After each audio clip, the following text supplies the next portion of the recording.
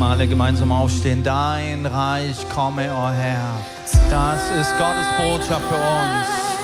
Komme, o Herr.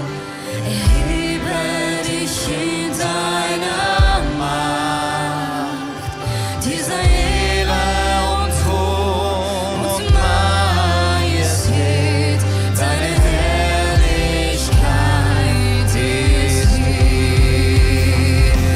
Dein Reich komme, o Herr, erhebe dich in deiner Macht, dieser Ehre und Thron und Majestät, deine Herrlichkeit ist hier. Deine Herrlichkeit ist hier. Deine Herrlichkeit ist hier.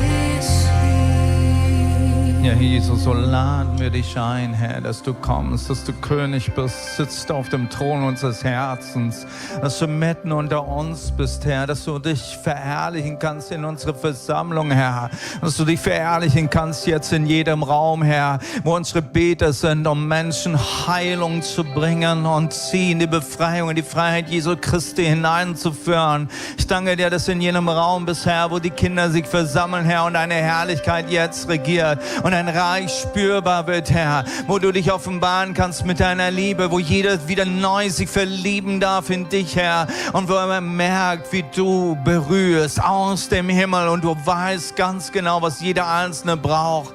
Herr, dein Frieden komme, Halleluja. Ich danke dir, Herr, dass wir heute so spürbar erleben dürfen, Herr, wie du nahe bist. Danke, Jesus. Wir verherrlichen dich. Wir verherrlichen dich. Amen. Dein Reich komme. Das soll unser Thema sein heute. Und nicht nur heute, das soll unser Thema sein für das ganze Jahr. Das ist die Vision für dieses Jahr. Dein Reich komme. Dein Wille geschehe. Ich weiß nicht, wann du das Gebet sprichst, dieses Vaterunser. Es gibt manche Gemeinden, da wird es regelmäßig am Ende des Gottesdienstes gesagt. So haben wir das in Indien ganz bewusst in unseren Gottesdiensten gemacht. Zuerst hatte ich mich dagegen gewehrt, denn ich hatte dieses Gebet eher kennengelernt. Nun, das spricht man dann am Ende einer Beerdigung oder am Ende irgendwo einer kirchlichen Veranstaltung. Und es wird so dahin geplaudert und man hat das irgendwie mal auswendig gelernt, aber man ist mit dem Herzen nicht dabei. Ich kann mich noch erinnern, wie ich eines Tages auf dem Schulweg war und mir dieses Gebet einfiel und ich auf diesem Schulweg so Wort für Wort überlegt habe, was sage ich denn da eigentlich? Dieses Gebet sollte ja vom Herzen gesprochen werden. Weißt du, wenn sich Menschen bekehren aus anderen Hintergründen, dann dürfen sie erleben mit diesem Gebet, wie der Herr uns eine Tür öffnet und wie wir selber diese Tür öffnen sollen, wie wir selber sagen sollen, Herr, komme herein, komme mit deinem Reich, mit deinen Gedanken, mit deinem Willen. Herr, dass ich ein Mensch werde, der dankbar bin, dass ich ein Mensch bin, der vergeben kann, dass ich ein Mensch bin, der vom Bösen sich abhält oder fernhält, dass ich einer bin, der einen König verehrt und verherrlicht und sein Reich willkommen heißt. So eine Person möchte ich sein und jedes Mal, wenn ich dieses Gebet spreche, dann möchte ich es von Herzen sprechen.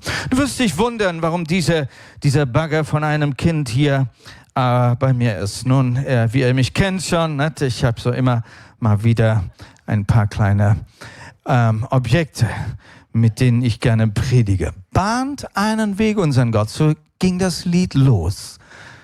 Könnt ihr euch noch erinnern?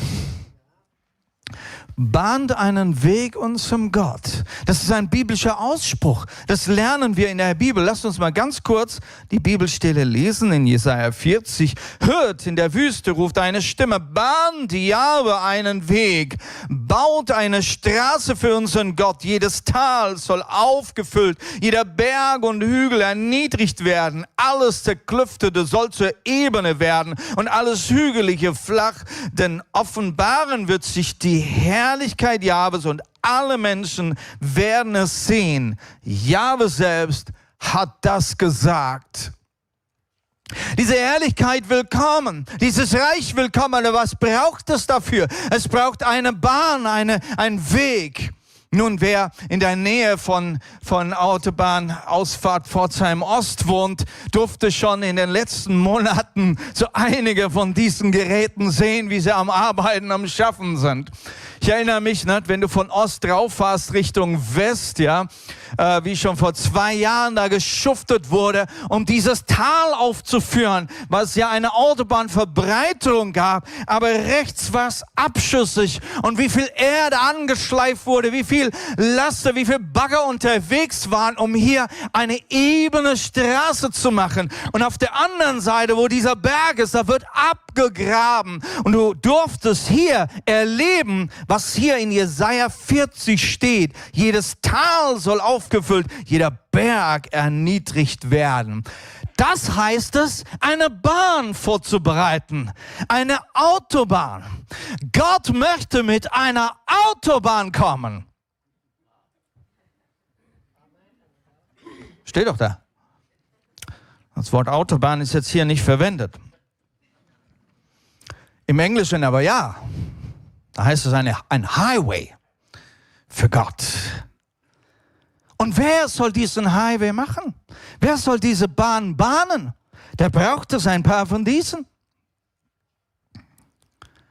Das heißt dann in Jesaja 40 weiter, Vers 9 und 10, steig auf einen hohen Berg, du Freudenboot in Zion, ruf mit lauter Stimme die frohe Botschaft aus Jerusalem. Rufe laut und scheue dich nicht, sage den Städten Judas, seht, da ist euer Gott, seht, Jahwe der Herr kommt mit Kraft, der herrscht mit starker Hand, den Lohn für seine Mühe bringt er mit, sein Volk, das er gewonnen hat, geht vor ihm her.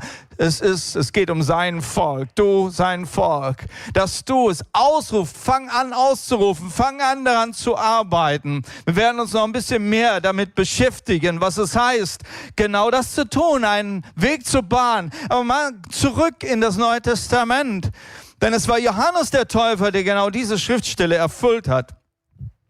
Er bahnte diesen Weg für das Kommen Jesu, dieses erste Kommen Jesu. Er erfüllte seinen Auftrag, er bereitete den Weg. Das lesen wir in 1. Johannes 1, Vers 23. Er sprach, ich bin, also das ist Johannes, der das selber dann von sich sagt, wie er gefragt wird, wer bist du denn? Bist du denn der Messias? Nee, das bin ich nicht. Und er sagt, die Stimme eines Rufenden, die ertönt in der Wüste, ebnet den Weg des Herrn, wie der Prophet Jesaja gesagt hat. Und das haben wir ja gerade gelesen. Er wusste sich genau in diesem Auftrag, dass er diesen Weg zubereitet. Was hat er gemacht? Er hat die Menschen zur Buße geführt, zur Umkehr von ihren Sünden. Das allererste, um einen Weg zu bereiten für den Herrn, dass er kommt in seine Herrlichkeit mit seinem Reich, ist Buße, Umkehr. Das zu erkennen, ich bin weit weg von ihm. Das sind einige Löcher und Hügel in meinem Leben, die es verhindern, dass er kommen kann. Dass er mit seiner Herrlichkeit hier Wohnung machen kann. Und der Weg und diese Türe dazu, ist Buße zu tun, umzukehren. Und jede Umkehr, jedes Mal, wenn du sagst, Herr, vergib mir meine Sünden. Herr, vergib mir, da wo ich Verfehlungen hatte. Jedes Mal bereitest du einen Weg, wo du sagst, Herr, komm. Herr, komm. Das ist wie so eine Einladung für Gott. Und er predigte über Jesus, er predigte über den Messias.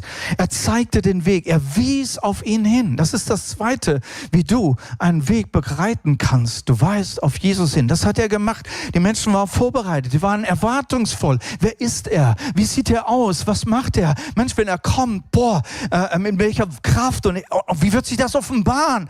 Und die Leute waren mehr und mehr offen und bereit. Halleluja. Das heißt es, einen Weg zu bahnen, dass ich eine Erwartung habe, dass ich kaum erwarten kann, bis es dann endlich geschieht. Ganz genau. Und dann kam Jesus. Und Jesus kam und er verkündigte was? Er verkündigte das Reich Gottes. Eine Bahn wurde geebnet. Damit was? Damit das Reich Gottes komme. So wie wir das eben in diesem Lied gesungen haben. In Markus 1, Vers 14 und 15. Nachdem aber Johannes gefangen genommen worden war, Johannes dieser, der diesen Weg vorbereitet hat, der Weg war jetzt vorbereitet, dann trat Jesus auf. Kam Jesus nach Galiläa, verkündigte das Evangelium vom Reich Gottes und sprach, die Zeit ist erfüllt und das Reich Gottes ist nahe. Tut Buße und glaubt an das Evangelium. Das Reich Gottes ist nahe. Gehen wir noch ein bisschen weiter in Lukas 17, wie er rausgefordert wurde von den Pharisäern. Gab es auch so ein Interview wie heute Morgen. Ne? Einige Pharisäer fragten Jesus, wann das Reich Gottes komme. Er antwortete, das Reich Gottes kommt nicht so, dass man es an äußeren Zeichen erkennen kann. Man wird auch nicht sagen können, oh, seht, hier ist es, oder oh, seht einmal dort. Nein, das Reich Gottes ist jetzt schon mitten unter euch. Das Reich Gottes ist jetzt schon mitten unter euch. Er selbst war unter ihnen. Das Reich Gottes ist gekommen. Das Reich Gottes ist nahe herbeigekommen. Was hat Jesus getan? Er hat tatsächlich das Reich Gottes demonstriert. Er ist ja zu Menschen hingegangen und hat sie berührt. Er ist zu Menschen hingegangen. Darf ich mal? Und hat sie berührt. Er hat geheilt. Er hat befreit. Er hat Menschen wieder aufgerichtet, wieder Hoffnung und Mut gegeben. Er hat Menschen wieder zurückgeführt in die Gesellschaft. Er hat Frauen aufgerichtet. Er hat Aussätzige wieder reingebracht. Er hat Menschen wieder in ihre Familien zusammengeführt. Er hat Kindern einen Wert und eine Wertschätzung gegeben. Er hat demonstriert. Es war das Wirken und das Wandeln Gottes. Ich tue das, was ich den Vater tun sehe. Und er tat das und er tat es und er tat es. Den ganzen Tag lang tat er und wirkte. Dieses, was er sieht, was der Vater tut, das ist das Reich Gottes. Das Reich Gottes war sichtbar geworden durch ihn. Und dann sagte er, willst du auch Teil werden davon? Dann mach du deine Türe auf. Dann mach du deine Türe auf. Auch du darfst Teil davon werden. Mach du deine Türe auf, tue Buße. Und er lädt Menschen ein in das Reich Gottes. Er ist nicht zuerst hingegangen, Moment mal. Tue Buße! Und dann erst hast du überhaupt eine Chance, von mir überhaupt berührt zu werden. So ist unser Gott nicht. Unser Gott ist ein einladender Gott. Er ist aber auch ein Gott, der demonstriert, obwohl du noch in der Sünde bist, obwohl du voll was auf dem Kerbholz hast, demonstriert er trotzdem seine Liebe für dich, damit du ihn sehen kannst. Oft werden wir gefragt, warum geschehen so viele Wunder besonders unter Menschen, die noch gar nicht gläubig sind.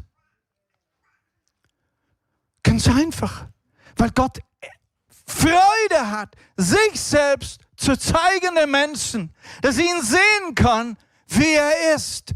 Und dass er liebt, dass er bedingungslos liebt. Dass Menschen ihr Herzen öffnen können, Buße tun und sagen, ich möchte Teil dieses Reiches werden. Wie viele? 90% sagt man in Indien, Menschen, die zu Christus gefunden haben, haben zu ihm gefunden, weil sie Heilung oder Befreiung erlebt haben oder miterlebt haben oder in der Familie gesehen haben. Deshalb haben sie sich zu Jesus bekehrt. Er hat demonstriert und er tut das auch heute noch. Und er tut das auch heute hier in diesem Haus. Halleluja. Wie bahnt man jetzt einen Weg für das Reich Gottes? Wie kannst du dieses Reich Gottes einladen, dass es sich verherrlicht und verwirklicht in deinem Leben? Lass mich nochmal zurückgehen zu diesem ersten Vers in Jesaja 40. Da mit diesem Bagger da, ne? dieses Einebnen, ja. Was darfst du tun, um dein Tal aufzufüllen, um deine Berge zu erniedrigen? Du hast diese Täler in deinem Leben. Du hast diese Berge in deinem Leben und in deiner Umgebung. Du darfst daran arbeiten. Na? Die Täler, so deine Lüste des Fleisches, so die Mängel, die Dinge, die du auch im Geheimen tust, die vielleicht keiner so sieht und so, ne? Du darfst sie einebnen. Du darfst Buße tun. Du darfst, Herr, hilf mir, diese Dinge zu überwinden. Du darfst zum Gebet kommen und die Dinge ausschütten. Und es tut gut, wenn wir die Dinge bekennen. Vor allen Dingen vor einem Zeugen bekennen, vor einem Diener oder einer Dienerin Gottes. Das Bekennen, hey, weil ein Zeuge ist auch im Himmel sehr viel wert. Er ist in der geistlichen Welt sehr viel wert. Er ist auch vor der dämonischen Welt sehr viel wert. Wenn es einen Zeuge gibt, dass du deine Dinge rausgehauen hast, abgeschnitten hast, dich getrennt hast von dem Unfug, von dem Okkulten, von dem Esoterischen und so weiter. Wenn du dich trennst von den Lügen, von dem Aberglauben, von deinen schlechten und bösen Taten. Halleluja. Und dein ganzer Schuldenberg, diese Berge können abgetragen werden, indem du Buße tust. Dein Stolz, deine Leistungen, die Dinge, wo du darauf baust, wo du sagst, Mensch, ich hab's und wegen mir passiert das nur alles. Auch diese Berge, die darfst du entfernen. Nimm du deinen Bagger und fang an, daran abzugraben. Es ist deine Aufgabe, dass du das tust. Und er ist derjenige, der dir dazu überhaupt die Fähigkeit gegeben hat, indem er sagt, komm zu meinem Kreuz und lade mal alles ab. Lade du deine Sorgen ab, lade du deine Sünden ab, lade du deinen ganzen Schuldenberg ab, denn ich habe deine Schulden getragen und schon dafür bezahlt. Halleluja. Du darfst was einebnen. Halleluja. Und das ist Good News. Denn das Einebnen, das tut ja die Täler und die Berge wegräumen. Das Einebnen macht ja eine ebene Straße. Das Einebnen lädt den Herrn ein mit seiner Herrlichkeit und seiner Kraft und Autorität und seiner Salbung in dein Leben hinein. Halleluja. Es ist ja nur gut. Es tut zwar weh. Es tut zwar weh. Und es ist eine Baustelle, die eine gewisse Zeit braucht. Wenn ich jetzt nochmal an die A8 denke, in Pforzheim-Ost da, nicht? Und wir müssen uns ganz schön gedulden als Bewohner dort in der Umgebung, ja, bis das endlich mal alles so eingeebnet ist. Habe ich mich gefreut, wie dann diese Straße dann endlich nach oben ging, ja. Aber dann wurde irgendwann die Auffahrt wieder zugemacht, weil irgendwelche andere Arbeiten wieder anstehen. Oh, und du bist am Gedulden, ja. Diese Arbeiten brauchen ihre Zeit. Aber weißt du, Gott hat Geduld, weil er gesagt hat, das Werk, das gute Werk, was er an dir begonnen hat, das will ich auch vollenden. Halleluja. Du darfst es mit Jesus unterwegs sein. Jedes Mal, wenn du die Bibel öffnest, jeden Morgen und du findest das eine oder andere, oh Gott, da stimmt wieder was nicht bei mir. Halleluja. Du darfst gleich in diesem Moment bekennen. Denn wer seine Sünden bekennt, für den ist Gott immer noch treu und gerecht, treu und gerecht. Er hat es zugesagt, dass er dir vergeben will und dass er dir vergeben wird und dass Jesus alles gezahlt hat. Halleluja. Du darfst aufräumen. Halleluja. Also nicht über dich selber mad werden und verrückt werden, ja, weil wieder nicht was stimmt. Jetzt bin ich schon so lange Christ und nein, einfach dir Zeit nehmen. Nimm deinen Bagger, tu Buße vor den Herrn. Und was passiert? Mehr von seiner Liebe. Mehr von seiner Gnade, mehr von seinem Reich. Du darfst Gott willkommen heißen. Mach dieses Gebet, dein Reich komme, wiederum ganz neu zu deinem Gebet. Heiße ihn willkommen. Markus 10, Vers 13. Wahrlich, ich sage euch, wer das Reich Gottes nicht annimmt wie ein Kind, wird nicht hineinkommen. Ja, das sind wir wieder. Ne? Vielleicht müssen wir doch wieder anfangen, Kinder zu sein und vielleicht mit diesen Dingern doch mal wieder zu spielen, ne? Nein, es geht hier um das Reich Gottes, das du einladen sollst, wie ein Kind. Warum wie ein Kind? Also ich habe auch so gern mit den Dingern gespielt da, ne? Baggern und Kran, ne? Wo man was bewegen kann und so, ne? Und mit Bausteinen und so. Wie ein Kind. Warum? Ich habe das kindlich gemacht. Hey, ich kann was mit dem machen. Halleluja. Wie ein Kind sollst du das Reich Gottes annehmen, ohne groß nachzufragen. Sagen, Herr, wenn du das so sagst, dann ist das für mich wahr. Dann ist es gut für mich. Halleluja. Mach du deine Herzenstüre aus. Es geht immer wieder um das Herz. Und das Herz kannst nur du aufschließen. Okay, vielleicht manche von euch, die bei Weihnachten Neuerleben dieses Jahr dabei waren, haben dieses große Tor noch in Erinnerung, nicht? Das dann geschlossen wurde. Nicht? Und die Botschaft war, öffne du deine Türe, mach hoch die Tür. Das ist deine Aufgabe. Und das Tor kann nur von wo aufgeschlossen werden? Ja. War einer von euch dabei bei Weihnachten Neuerleben? Ja, dann kennt ihr doch die Botschaft, oder? Deine Türe kannst nur du von innen ausschließen, deine Herzestüre. Willst du ihn willkommen heißen? Willst du ihn zum König deines Lebens machen? Da, wo der König ist, da ist sein Reich. Stimmt das? Okay. Die Türe deines Herzens machst du auf, damit der König reinkommt. Die Türe deiner Ehe machst du auf, damit der König hineinkommt in deine Ehe. Denn er möchte ja unter euch wohnen. Er möchte in deiner Wohnung sein. Du machst diese Schlüsseltüre auf, dieses Schloss aus, damit dieses Reich Gottes reinkommen kann in deine Wohnung und sagst, Herr, du bist der König in meiner Wohnung. Und so kannst du gerade weitermachen. Hast du diesen Hunger nach ihm? Ja, und ich denke, wir haben super angefangen heute Morgen, auch dieses Verliebtsein in ihm. Gestern Abend die Botschaft von Dennis Schröpfer, die Schönheit Jesu. Ne? Ja, in allererster Linie ihn willkommen zu heißen. Jesus, den König. Er ist der König dieses Königreiches. Wenn ich sage, dein Reich komme, dann sage ich Nummer 1, Jesus, komme. Und nimm du total ein. Halleluja. Und dann komme ich zur Anbetung. Auch dieses in diesem im Jesaja geschrieben dann. Ja, Psalm 68, Vers 4. Singt Gott, Lob singt seinem Namen. Macht Bahn, heißt es hier, der durch die Steppen fährt. Herr ist sein Name und frohlockt vor ihm. Wenn jetzt diese Straße zubereitet ist, wenn diese Bahn zubereitet ist und du ihn willkommen heißt, das nächste, wenn er kommt, dann ist deine Aufgabe, zu stehen und zu loben und zu jubeln. Es gibt in Indien eine Stadt, die heißt Jaipur, da gehe ich gerne hin. Wir waren jetzt, Renuka und ich waren wieder dort, einfach um 2-3 Tage auszuspannen. In dieser Stadt wohnt auch noch ein Maharaja, also ein König, ja. Er hat jetzt keine großen Aufgaben mehr, aber eben das sind Paläste da und so weiter. Und du kannst eben diese Geschichte einfach aus der Vergangenheit dort noch miterleben. Diese Dinge sind alle noch, die stehen noch, die Burgen und die Schlösser und so weiter. Das ist richtig schön. Genau. Und da gibt es ein Schloss, das direkt am Straßenrand steht, ja. Und es hat eine riesen Fassade mit ganz, ganz vielen Fenstern dran. Das nennt sich das Windschloss. Genau.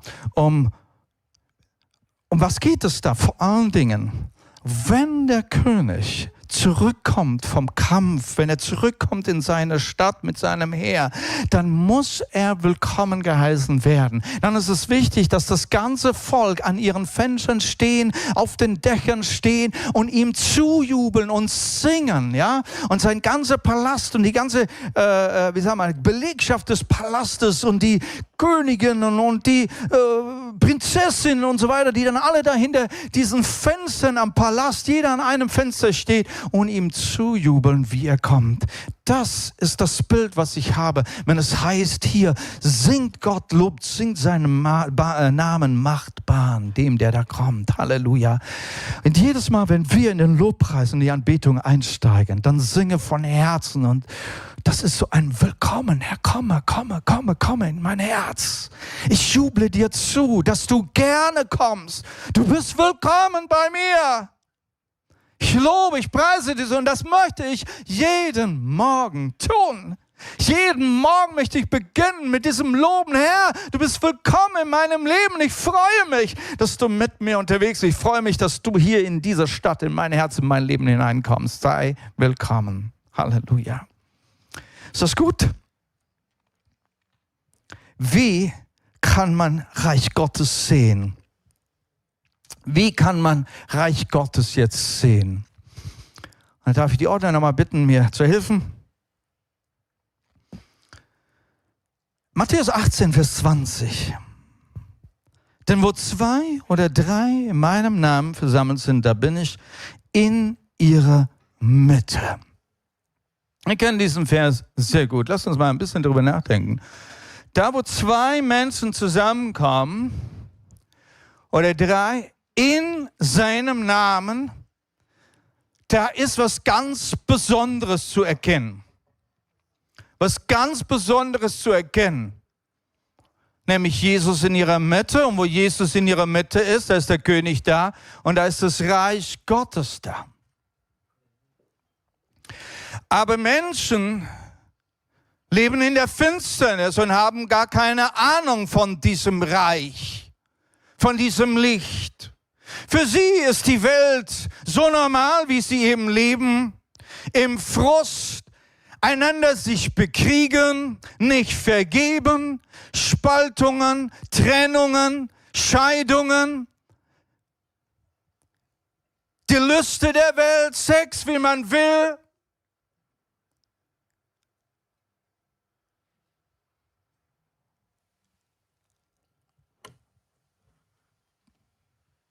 Bis einer das Fenster öffnet.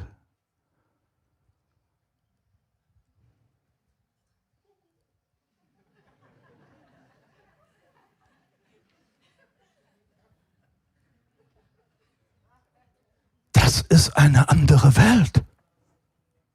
Da ist Licht. Das sind Menschen, die sich lieben, obwohl sie so anders sind. Ich sehe Ehepaare, die sind schon 25 Jahre verheiratet und immer noch zusammen, obwohl sie sich schon so oft bekriegt haben, aber immer wieder vergeben und versöhnt haben.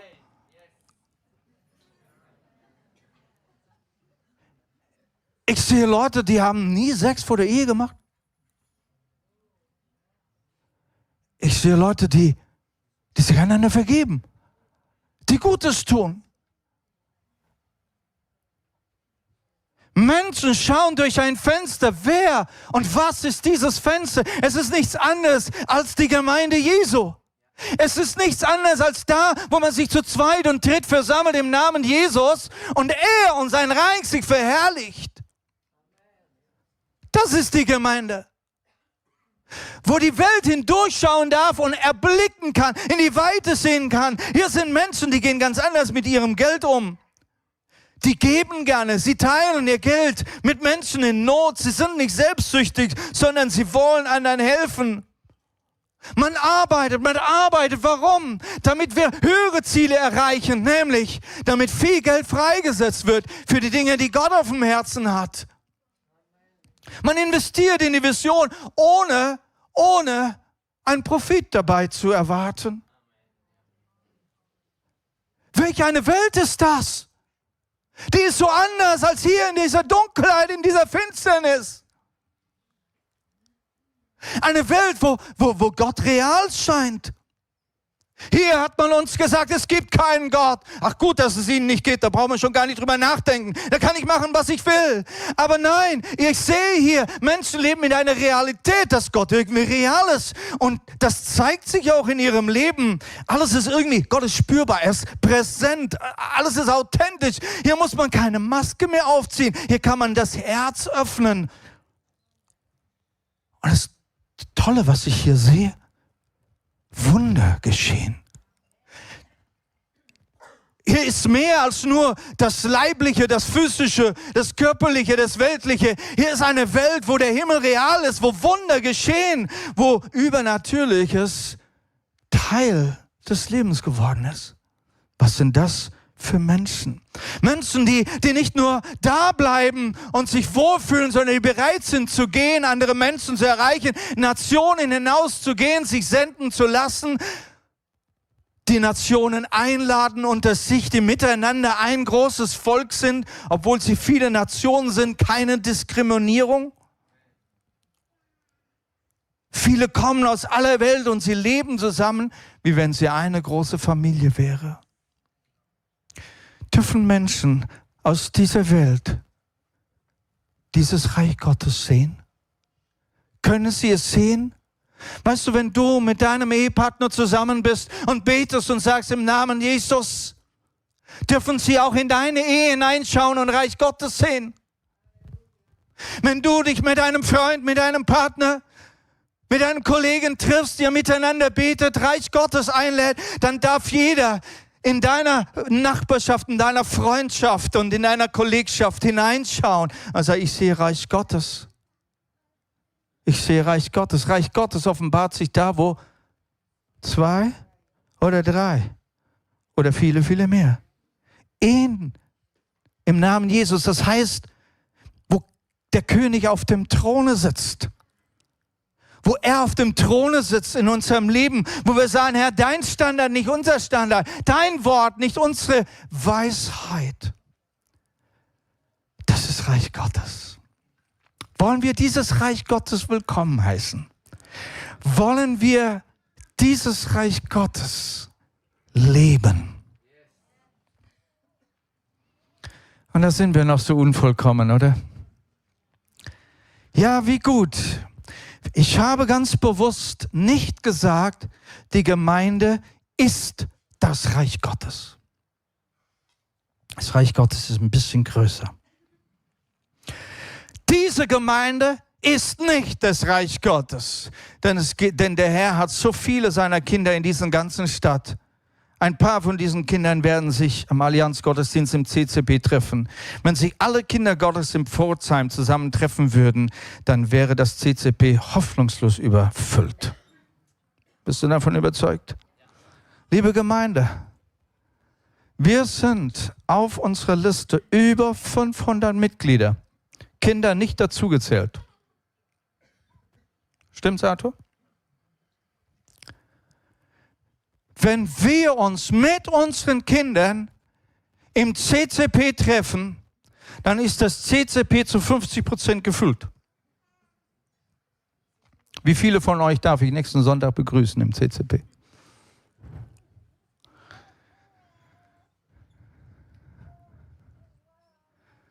Sind wir bereit, Reich Gottes zu leben?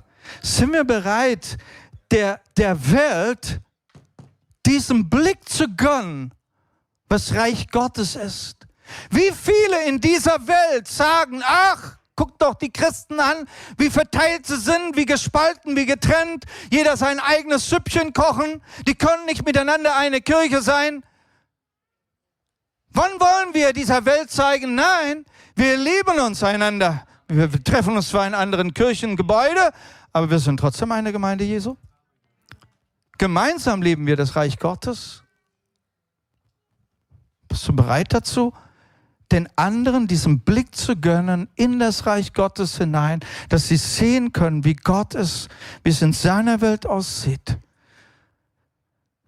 Aber sei getrost. Wir wissen, dass wir eine Baustelle sind und Gott weiß das auch sehr gut, nicht? Weil er sagt ja, ne, das gute Werk, was er begonnen hat, das wird er weiterführen, bis irgendwann der Tag ist, dass es erfüllt ist. Halleluja. Und dann sind wir alles im Himmel, ja? Halleluja. Gott tut sein Werk und Gott baut sein Reich und wir wollen sein Reich bauen in Deutschland. Deutschland ist ja gottlos geworden. Die Gottesfurcht ist auf dem niedrigsten Level angekommen. Aber gerade das ist der Moment. Ja, wenn wir jetzt diese Bahn einebnen, ja, wenn wir jetzt hingehen, wenn wir hinausgehen, und wir haben angefangen, Daniel geht ganz, ganz oft hinaus und dient in verschiedenen Städten. Wir haben angefangen, mit anderen Gemeinden zu gründen, in neuen Orten, Halleluja, dass Deutschland das Reich Gottes sehen kann. Dass sie eingeladen werden, Teil dieses Reiches zu sein, weil dieses Reich, es bringt die Herrlichkeit Gottes. Es bringt Früchte. Es bringt Vergebung. Es bringt Liebe. Es bringt Frieden und Einheit. Ich habe jetzt die Tage im Radio einen Beitrag gehört, wo man sich jetzt in unserer Bundesregierung überlegt, ob wir nicht ein Ministerium beginnen, ein Ministerium für Einsamkeit. Okay? Darfst selber googeln? Ministerium für Einsamkeit, das gibt es in England schon. In Deutschland macht man jetzt Pläne. Es ist ein Riesenproblem geworden in Deutschland, dass es in der Bundesregierung besprochen wird. Das ist das Reich der Finsternis, wo Menschen auseinandergerissen werden, wo man nicht mehr miteinander kann. Aber das Reich Gottes sagt etwas anderes. Der Mensch ist dafür geschaffen, dass er nicht alleine ist. Dass wir Brüder sind, Schwestern sind, Freunde sind, Partner sind, Familien sind. Denn da will sich Reich Gottes offenbaren. Aber wo ein Mensch einsam wird und alleine lebt, kann sich Reich Gottes nicht mehr offenbaren.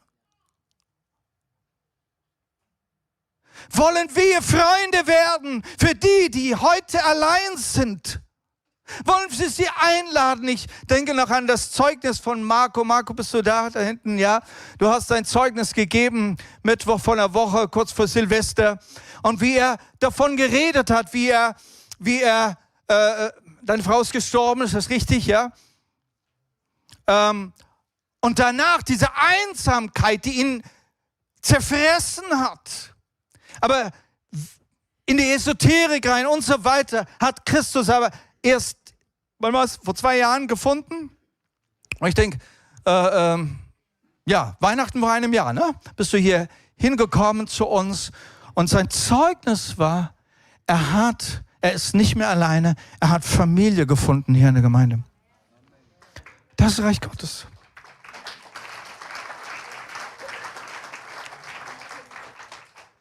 Wir wollen Reich Gottes einladen. Wir wollen Reich Gottes leben und sein. Wir wollen der Welt einen Blick geben hinein in den Himmel. Halleluja. Durch dein Leben, durch deine Familie, durch unsere Gemeinde und indem wir uns ausbreiten und diese Botschaft in neuen Orten hinbringen. Ja, wir sind im Ausland auch tätig und viele von euch machen den Weg, mach dich auf den Weg und bring deine Freude auch dort ins Ausland. Aber ich rufe uns auch aus, dieses Reich Gottes, was wir erfahren haben, dass wir es ausbreiten in Deutschland. Wollen wir dafür beten? Wollen wir beten, dein Reich komme in Deutschland? Dein Wille geschehe in Deutschland. Halleluja. Lasst uns jetzt gemeinsam aufstehen. Liebe Ordner, ihr dürft das wieder abbauen.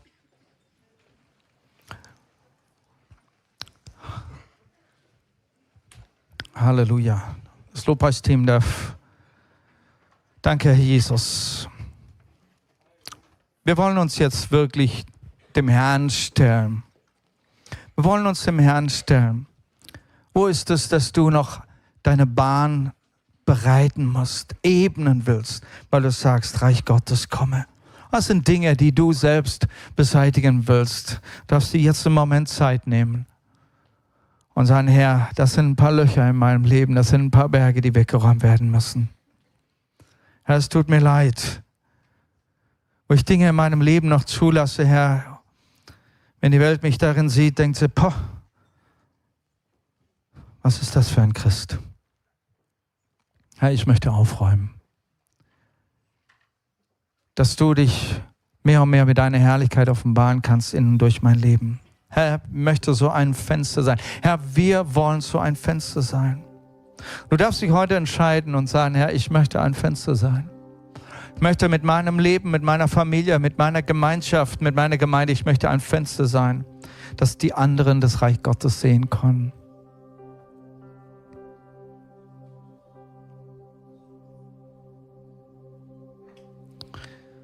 Danke, Herr Jesus.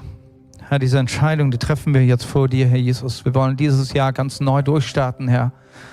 Und verstehen, was es heißt, Reich Gottes zu denken, zu leben. Und dazu möchten wir dich einladen, König unseres Herzens zu sein.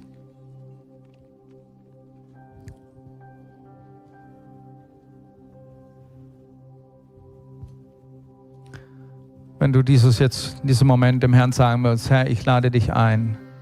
Ich habe meine Türe aufgemacht. Sei du der König meines Herzens. Sitze du auf dem Thron meines Herzens. Und wenn das deine Entscheidung ist, wenn das ist, was dein Herz sagt, dann heb doch mal deine Hand vor dem Herrn. Danke, Jesus. Halleluja. Ich weiß, dass du das mit aller Ernsthaftigkeit jetzt tust vor dem Herrn und der Herr sieht das. Halleluja. Halleluja. Dann lasst uns dieses Miteinander beten. Herr Jesus, du weißt, wo meine Hügel und meine Täler sind. Ich tue Buße, Herr Jesus, da wo ich dich enttäuscht habe, da wo ich dir ungehorsam war. Es tut mir leid, Herr, wo ich nicht auf dich gehört habe, wo dein Wort mir nicht so wichtig war. Es tut mir leid, wo ich selbst für mich gelebt habe und nur mich selbst bedient habe. Es tut mir leid, da wo ich Unvergebenheit habe und mich von Menschen getrennt habe, anstatt mich zu versöhnen. Herr, ich möchte diese Dinge vor dich bringen. Ich möchte meine Türe ganz neu aufmachen und sagen, Jesus, sitzt du auf dem Thron und regiere. sitzt du auf dem Thron und regiere. Ich möchte mein Leben so leben, dass ich ein Fenster bin, dass andere sehen können, wie herrlich du bist, wie herrlich dein Reich ist, wie herrlich der Himmel Gottes ist. Ich möchte von nun ab nicht mehr für mich selbst leben, ich möchte für dich leben. Denn dann weiß ich, dass mein Leben in deinem Sinne ist, dass mein Leben wertvoll ist, dass mein Leben eine Frucht bringen wird. Ja, ich segne meine Geschwister jetzt in dem Namen Jesus und jeder, der jetzt diese Botschaft hört, ich segne dich, ich segne deine Entscheidung. Und der Herr möge auf deiner Bahn in Geschwindigkeit hereinkommen, hereinbrechen. Und du wirst Veränderungen sehen in deinem Leben, du wirst Veränderungen in deiner Familie sehen, in deinem Eheleben. Neue Veränderungen, weil du Reich Gottes zulässt. Halleluja. Liebe, Friede, Vergebung, Versöhnung wird reinbrechen. Halleluja. Eine neue Freude wird sich Bahn machen. Eine neue Freude wird heranbrechen. Ein Jubeln wird klar werden. Halleluja. Dass andere kommen, dass deine Kinder wieder zurückkommen, dass deine Eltern wieder zurückkommen. Halleluja. Ja, Menschen werden hinzukommen, weil hier ein Jubel und eine Freude gelebt wird, weil Christus Realität ist. Ich danke dir, Herr, in Jesu Namen. Amen.